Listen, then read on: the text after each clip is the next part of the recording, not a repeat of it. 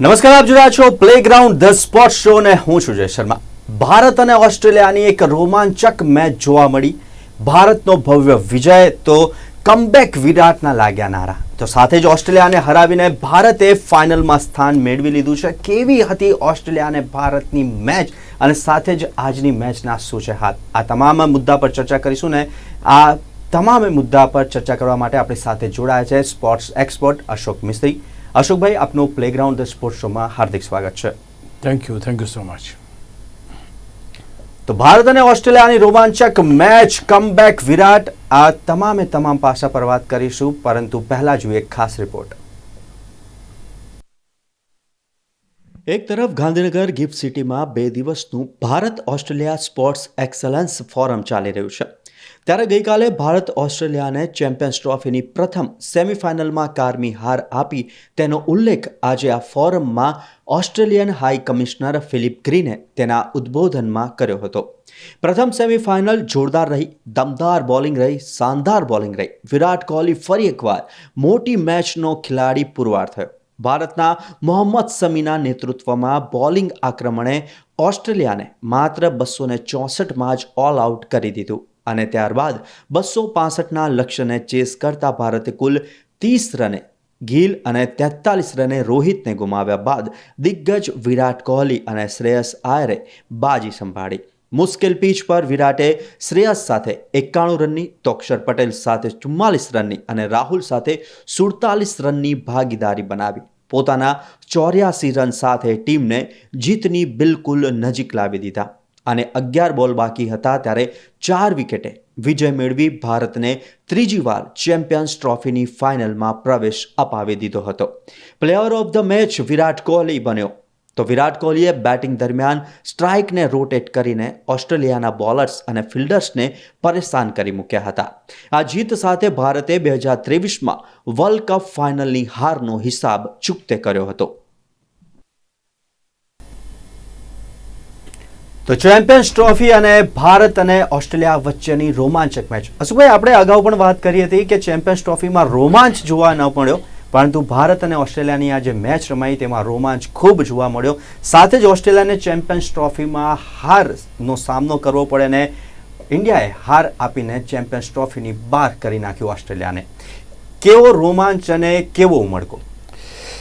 સૌથી પહેલાં તો આપણે વાત કરીએ રોમાંચની, તો જે પ્રકારે ભારતે શાનદાર બોલિંગ કરીને 264 પૂરતું જ્યારે ઓસ્ટ્રેલિયાને સીમિત કર્યું ત્યારે થોડા ઘણા જીતના અણસાર તો આવી ગયા હતા, પણ તે છતાંય ઓસ્ટ્રેલિયાની ટીમને એક મજબૂત ટીમ આપણે માનીને ચાલીએ અને મજબૂત ટીમ છે જ, પણ એના દિગ્ગજ ખેલાડીઓ નહોતા. ખાસ કરીને સ્ટાર્ક, કમિન્સ, હેઝલવુડ, આ ખેલાડીઓની ગેરહાજરીમાં કઈ રીતે બોલિંગ ડિપાર્ટમેન્ટ એમનું કામ કરે છે જોવાનું બહુ એક અલગ જ એ હતું.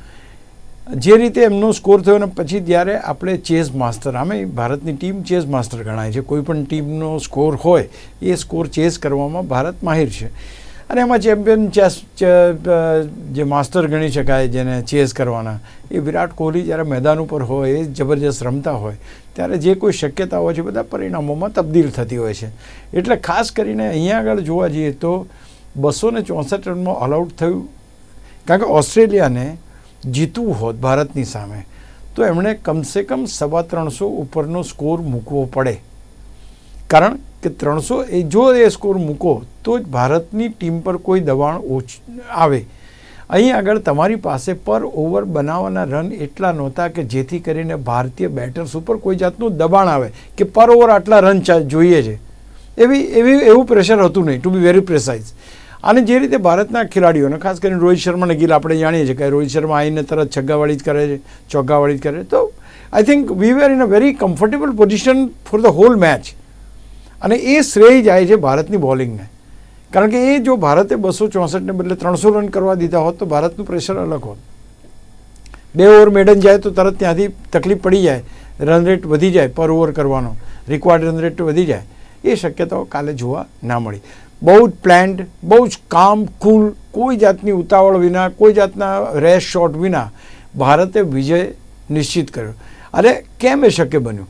તો there are plenty of other reasons કે જે રીતે કોહલીએ ઇનિંગ બનાવી, જે રીતે એણે પાર્ટનરશિપ કરી, there are plenty of other reasons. પણ અહીંયા આગળ રોમાંચ એ વાત નહોતો કે ભારતે અમદાવાદનો બદલો દુબઈમાં લીધો. પહેલી વાત બધાને સવારમાં છાપાના ટાઇટલ્સ પણ ઘણા આપણે એવા જોયા કે ઓફકોર્સ આ બંને દેશો. આજે બહુ સરસ વાત તમને કહું, આજે સવારે જ હું ગાંધીનગર હતો અને એક India Australia sports excellence summit ચાલી રહ્યું છે, ફોરમ ચાલી રહ્યું છે, એ એટેન્ડ કરવા ગયો હતો.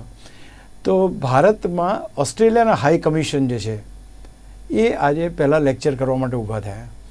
એટલે એમણે કહ્યું કે ભારત અને ઓસ્ટ્રેલિયા વચ્ચેના જે રમતગમતના સંબંધો વિશે આખી વાત ને એના વિશેની આખી ચર્ચા હતી. I was one of the party.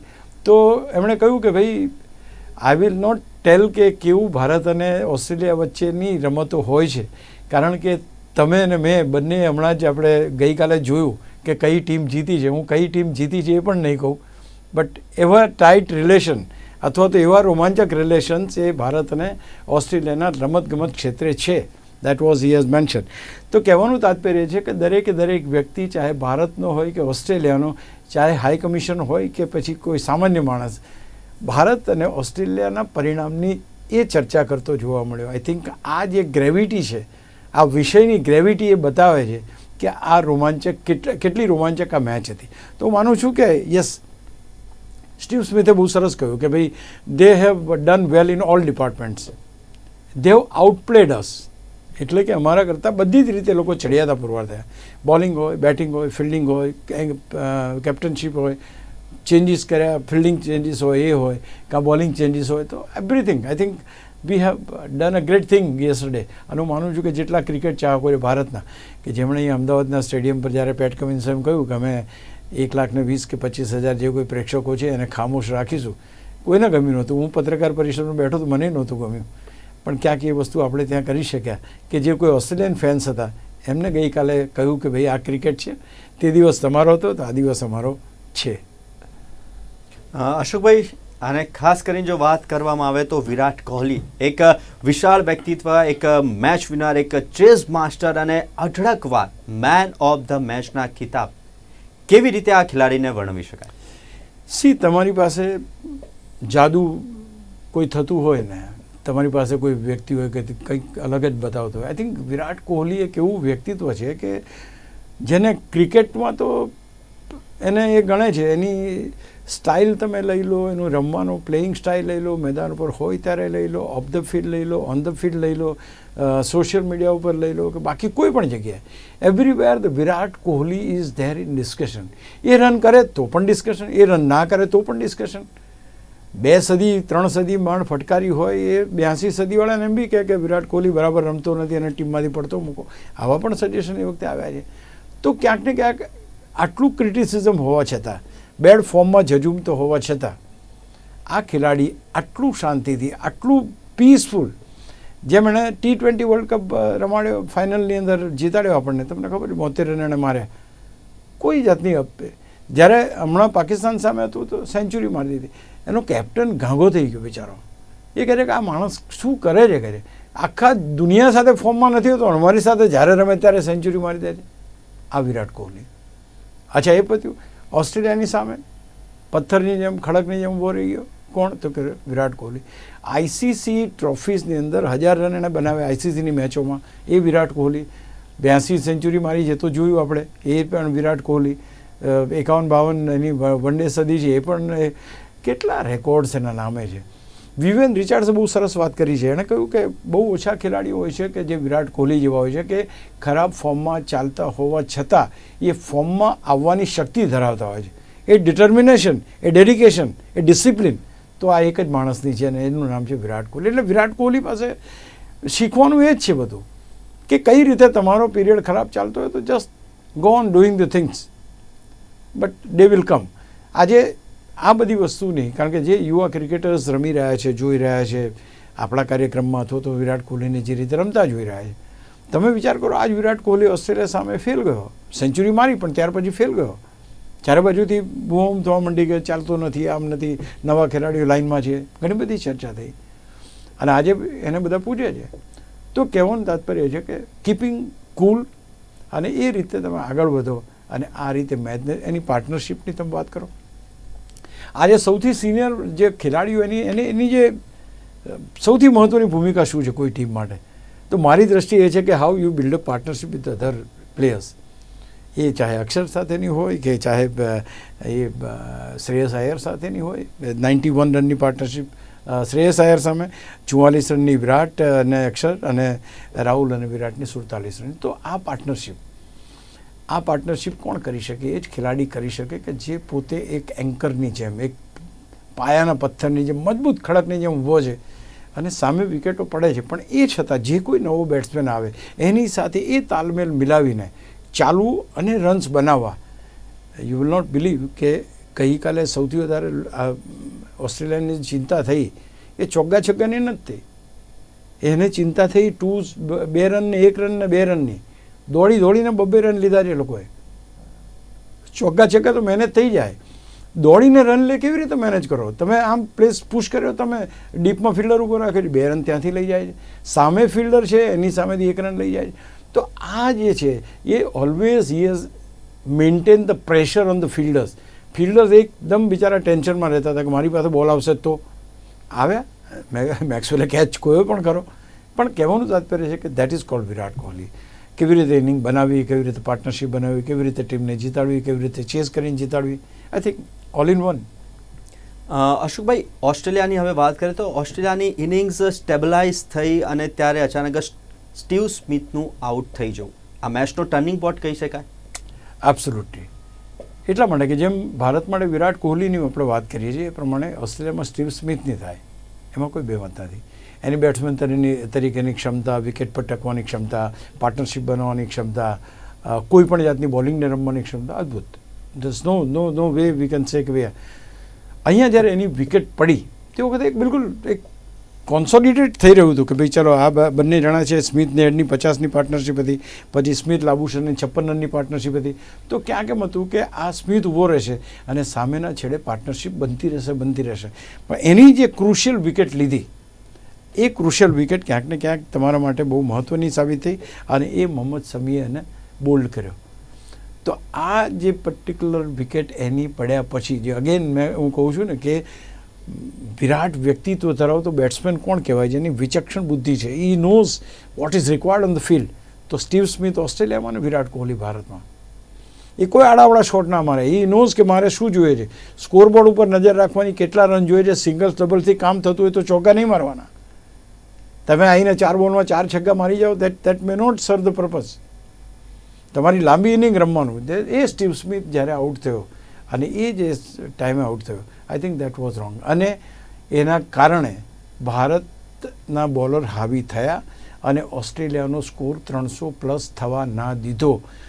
આ જ વિકેટ ઉપર જે વિકેટ બાઉન્સ સ્લો હતો, વિકેટ સ્લો થઈ ગઈ હતી અને અલગ પ્રકારની જેને પીચની બિહેવિયર જે અલગ તમને જણાતી હતી, એ પીચ ઉપર બેટિંગ કરવી was not a easy thing. તો એ વિકેટ ઉપર જ્યારે જામી ગયેલો બેટ્સમેન આઉટ થઈ જાય અને એમાં સ્ટીવ સ્મિથ જેવો, યસ ઇટ ઇઝ પેઇનફુલ. અને ત્યાંથી તમે જુઓ મેચ આખી ટર્ન થઈ ગઈ. સ્કોરિંગ ધીમું પડી ગયું. સ્કોર 300 પાર ના થયો. ઇઝી સ્કોર, ઇઝી ટાર્ગેટ આવી ગયું ભારતની સામે. It's always makes a difference.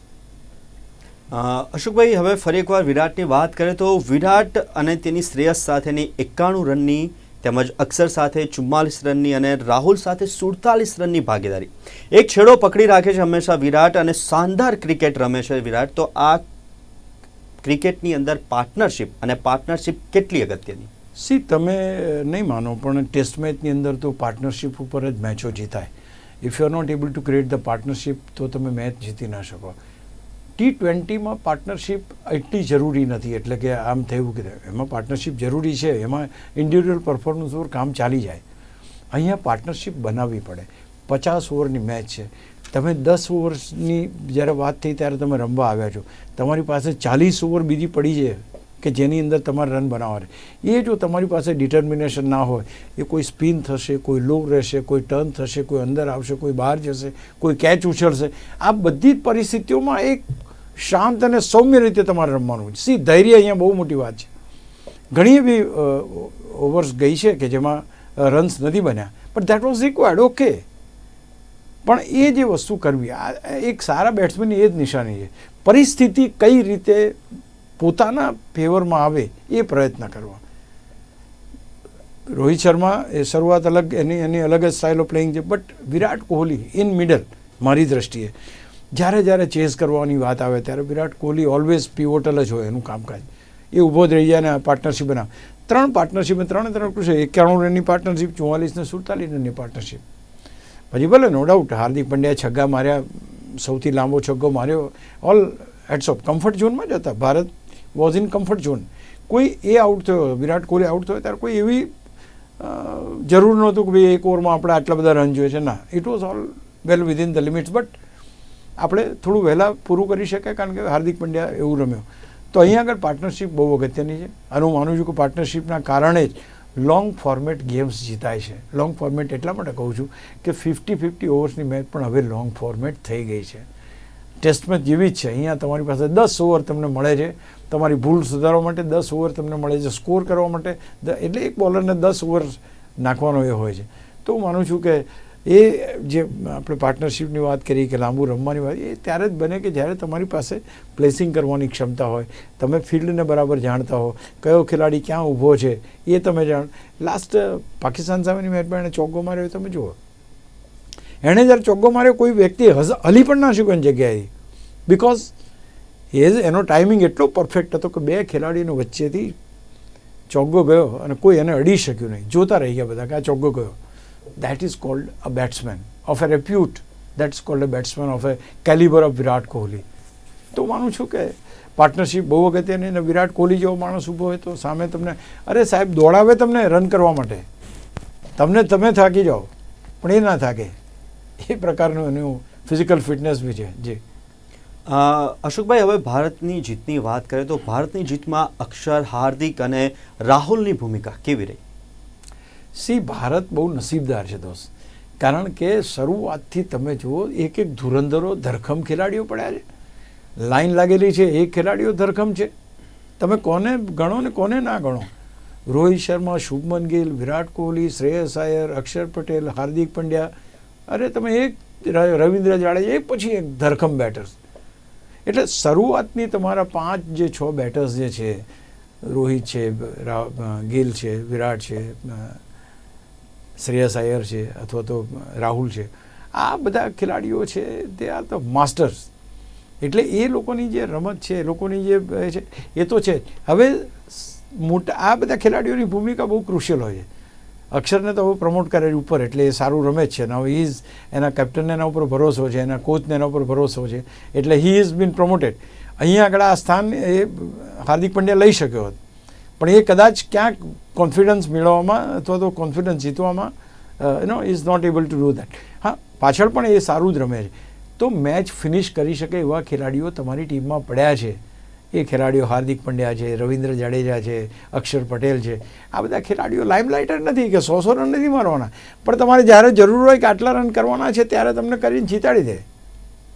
હવે તમે વિચાર કરો, સૌથી અગત્યનું કોણ કહેવાય? પેલા તો કિનારા ઉપર વાણ મૂકી દીધું લાઈને, પણ ત્યાંથી કિનારે તો પાર કરવો પડશે ને. એ આ ખેલાડીઓ કરાવે છે. એટલે બહુ જ અગત્યની ભૂમિકા. હાર્દિક પંડ્યાની ગઈકાલની ઇનિંગ તમે લઈ લો, કે અક્ષરની ઇનિંગ તમે લઈ લો, કે રાહુલની ઇનિંગ તમે લઈ લો, રવિન્દ્ર જાડેજાની લઈ લો, I think all are that type of a calibre, કે એ ટીમને જોઈતા હોય 2 છગ્ગા મારવાનો હોય, 3 છગ્ગા મારવાનો હોય. તો તમને વેસ્ટ ઇન્ડિઝ અહીંયા ભારતમાં ચેમ્પિયન બન્યું ત્યારે બ્રેથવેટ કરીને ખેલાડી હતો. છેલ્લી ઓવર હતી અને એને 4 કે 5 છગ્ગા 4 છગ્ગા મારવાના હતા. 4 બોલમાં 4 છગ્ગા જડી દીધા એણે. અમર થઈ ગયું ઇતિહાસમાં. એ કંઈ બહુ મોટો બેટ્સમેન નહોતો તે વખતે. તો કહેવાનું તાત્પર્ય છે કે એવા વખતે આ ખેલાડીઓ ચોગ્ગા છગ્ગા મારીને જીતાડી શકે, અથવા તો તમારા જ્યારે રન રેટ આડોઅવળો હોય, ઇન્ક્રીઝ કરવાનો હોય, તો આ ખેલાડીઓ કામ લાગે. બહુ જબરદસ્ત ટીમ છે અત્યારે ભારતની ટીમ જે છે. બેટિંગ સાઇડ તો એની બહુ સોલિડ છે. જી અશોકભાઈ, ભારત અને ઓસ્ટ્રેલિયાની મેચની વાત કરી તો આજે સાઉથ આફ્રિકા અને ન્યૂઝીલેન્ડ વચ્ચે બીજી સેમિફાઇનલ રમાઈ રહી છે. શું છે સ્થિતિ, કઈ તરફ જઈ રહી છે મેચ? સ્થિતિ તો હું માનું છું કે ન્યૂઝીલેન્ડ એક મોટા સ્કોર તરફ આગળ વધી રહ્યું છે. પહેલી વસ્તુ એમ થઈ શકે કારણ કે વિલિયમ્સને સેન્ચુરી પણ ફટકારી દીધી છે. સાઉથ આફ્રિકાની બોલિંગ સારી હોવા છતાં પણ ન્યૂઝીલેન્ડના બેટર્સ એમની સામે બેટિંગ બહુ ફ્રીલી, બહુ આરામથી, બહુ શાનદાર રીતે કરી શક્યા છે. અને એ બધી બાબતો જોતાં એમ લાગે છે કે આજે ન્યૂઝીલેન્ડ એ સાઉથ આફ્રિકા ઉપર ભારે પડે. ખેર ચેઝ કરવાની હજુ વાર છે, પણ જે કોમ્પેક્ટિબિલિટીથી ન્યૂઝીલેન્ડના બેટર્સ બેટિંગ કરે છે, જે રીતે વિલિયમ્સન આપણે હમણાં વાત કરી ને સ્ટીવ સ્મિથ ઓસ્ટ્રેલિયામાં, ભારતમાં વિરાટ કોહલી, તો આ ટીમની અંદર કેન વિલિયમસન ન્યૂઝીલેન્ડનો, કોઈ પણ પરિસ્થિતિ હોય એ ઊભો રહી જાય તમારે. તો આ બધા વિરલા ખેલાડીઓ છે, એ લોકોની જેટલી આપણે તારીફ કરીએ એટલી ઓછી છે. When the team is needing him he is always there. એનું નામ કેન વિલિયમસન. એટલે આ સ્કોર એક મોટા સ્કોર તરફ આગળ વધી રહ્યો છે, એમાં કોઈ બેમત નથી. અને ઇફ ધેટ હેપન્સ તો આપણે કોની સામે રમવાનું છે બહુ રોમાંચક થશે, કઈ રીતના ચેસ થશે અને કઈ રીતે આખી મેચ બનશે. અત્યારે એક મોટા સ્કોર તરફ ન્યૂઝીલેન્ડ આગળ વધી રહ્યું છે અને એ ચેસ કરવાનું કેવું રીતના એ થાય છે એ ખાસ જોવાની મજા આવશે યાર. સાથે જે સ્કોર જોઈ લઈએ તો એકવાર 280 રન થયા છે ત્યારે ન્યૂઝીલેન્ડના, અને હજુ પણ 6 ઓવર બાકી છે. અશોકભાઈ, કેટલા હજુ પણ પ્લસ થઈ શકે એમ છે? 4 જ વિકેટ ગઈ છે. તે નહીં, મેં તમને કહ્યું એ પ્રમાણે 350ની આસપાસ, 340ની આસપાસ સ્કોર થઈ શકે છે. પણ એક વસ્તુ યાદ રાખવાની છે કે જે કોઈ આજે રમે છે એ રવિવારે ભારતને કેટલા ભારે પડે છે એ પણ એક જોવું પડશે. જો વિકેટો ઓછી હોય અને રન્સ આટલા બધા બનાવી શકવાની ક્ષમતા ન્યૂઝીલેન્ડની ટીમ ધરાવતી હોય તો એ ટીમ કોઈ પણ ટીમને ભારે પડી શકે એવી એની તાકાત એવી ગણવી પડે આજે. એટલે જે રીતે અત્યારે સ્થિતિ આગળ વધી રહી છે, તમે કયું ઓવર્સ બાકી છે, હું માનું છું કે 340થી 350નો સ્કોર પણ થઈ શકે છે. If that happens so it is difficult total to go for. અને જે રીતે બોલિંગ ડિપાર્ટમેન્ટ છે ન્યૂઝીલેન્ડનું, દેટ ઇઝ ફેન્ટાબ્યુલસ. તો એટલો મોટો સ્કોર કરવો મુશ્કેલ બની શકે છે. પણ ખેર, ક્રિકેટ છે, you need to keep the fingers crossed. જી અશોકભાઈ, હવે એક જ ટૂંકમાં જણાવશો કે ભારત માટે અઘરો ફાઇનાલિસ્ટ ન્યૂઝીલેન્ડ કે પછી સાઉથ આફ્રિકા? મને તમે પૂછો તો ન્યૂઝીલેન્ડ, કારણ કે સાઉથ આફ્રિકાને આપણે T20 વર્લ્ડ કપની ફાઇનલમાં હરાવ્યું છે. બીજું કે સાઉથ આફ્રિકા પાસે કન્સિસ્ટન્ટ પરફોર્મન્સ કરનારા બેટર્સ નથી. એમના ક્લાસીન માર્કરમાં બધા જે બેટ્સમેનો છે બરાબર છે, પણ તે ડોન્ટ ગો એને એક સારી પેલી રિધમમાં ચાલી નથી રહ્યા અત્યારે according to me. They've got a good bowling department. એટલે અહીંયા આગળ જ્યારે આ ટીમ છે ને પરફેક્શન સાથે રમે છે. જેટલી સારી એમની બેટિંગ છે એટલી સારી એ લોકોની બોલિંગ પણ છે. બીજું કે ઉચ્ચ કક્ષાનું ક્રિકેટ રમે છે. They are playing cricket of high calibre, high professional calibre. કારણ કે એમની બહુ ગણતરી, અને એમ જીતવું જ પડે, જીતવું જ છે એવું કોઈ આમ એ કરી નથી. દે એન્જોય ક્રિકેટ. અચ્છા, બીજું આ ટીમ ભારતને સારી જગ્યાએ હરાવી ચૂકી છે. એટલે એ પણ ભૂલવું ના જોઈએ. વર્લ્ડ ટેસ્ટ ચેમ્પિયનશિપની ફાઇનલ હોય કે પછી વન ડે વર્લ્ડ કપની સેમિફાઇનલ હોય, T20માં પણ ભારતને જેટલી મેચો રમ્યા છે એટલી મેચોમાં હરાવ્યું છે. તો ન્યૂઝીલેન્ડનો રેકોર્ડ ભારત સામે જબરો છે. એટલે આપણે નો ડાઉટ આપણી ટીમ સારી છે, ઓલ સેડ એન્ડ ડન. પણ જો પ્રતિસ્પર્ધી તરીકે કોઈ ટીમને હું રમવાનું પસંદ કરું તો એ સાઉથ આફ્રિકા છે. New Zealand is always a tough team. એ ભલે ઓલ આઉટ બી થઈ જાય, જલ્દી આઉટ બી થઈ જાય, દબડકો થાય પોસિબલ છે, but it is one of the finest team, one of the fighter team according to me. અશોકભાઈ, આજની તમામ ચર્ચા કરવા માટે, મેચના એનાલિસિસ અને ડિસ્કશન કરવા માટે મારી સાથે જોડાયા તે બદલ ખૂબ ખૂબ આભાર. Thank you so much. તો આથી પ્લેગ્રાઉન્ડમાં આજની ચર્ચા. આવતીકાલે ફરી એકવાર વિષય સાથે મળીશું. ત્યાં સુધી મને આપશો રજા. નમસ્કાર.